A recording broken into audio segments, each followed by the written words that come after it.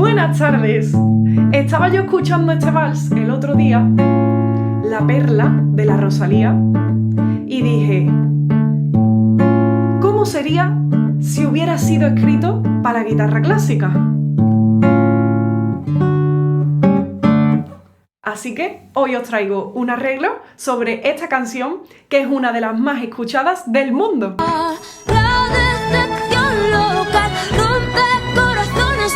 Creo que no necesita presentación, pero vamos a analizar algunos de sus elementos antes de tocarla para ustedes. Pertenece al nuevo álbum Lux de la Rosalía.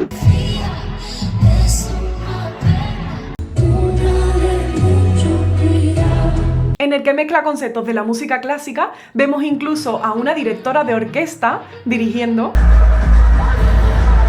y donde se marca un Paquita la del barrio, rata inmunda, animal rastrero, un Shakira, música, perdón que te salpique, un deshacerte de la mala vibra que te dio tu ex. La perla es una ironía, es algo que se dice mucho en España, se es un perla bueno, y que ella lo utiliza para describir a esta persona tan especial. Por norma general, cuando las canciones son de amor, suelen llevar acordes melosos.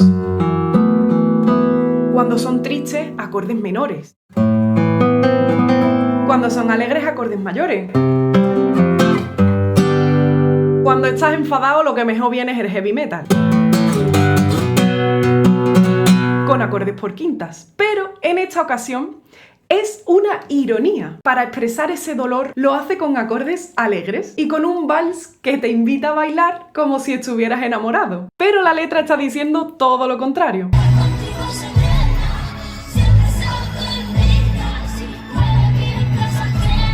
Yo he incluido despliegues de arpegios como este para transmitir esa sensación maravillosa de cuando se abre una ostra para mostrarte su perla, que es una ironía del despliegue de maldad de la otra persona. También he incluido el trémolo flamenco en el estribillo,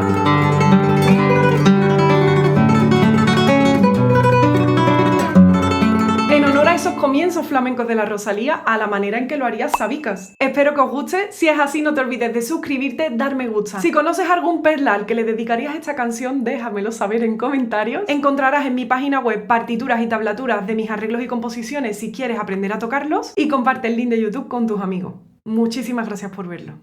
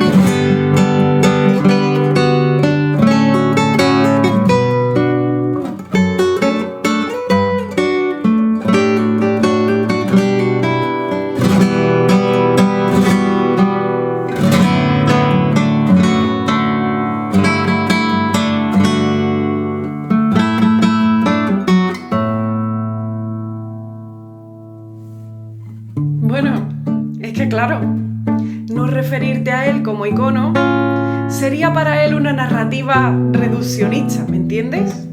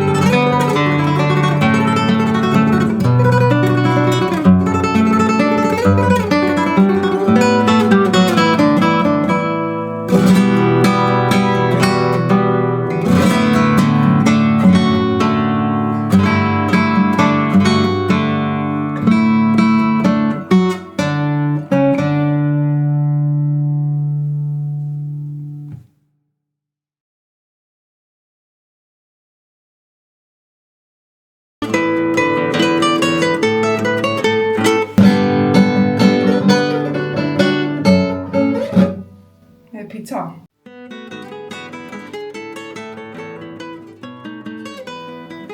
Entonces, ¿qué hacemos? No referirse a él como icono sería para él una narrativa reduccionista. ¿Cómo?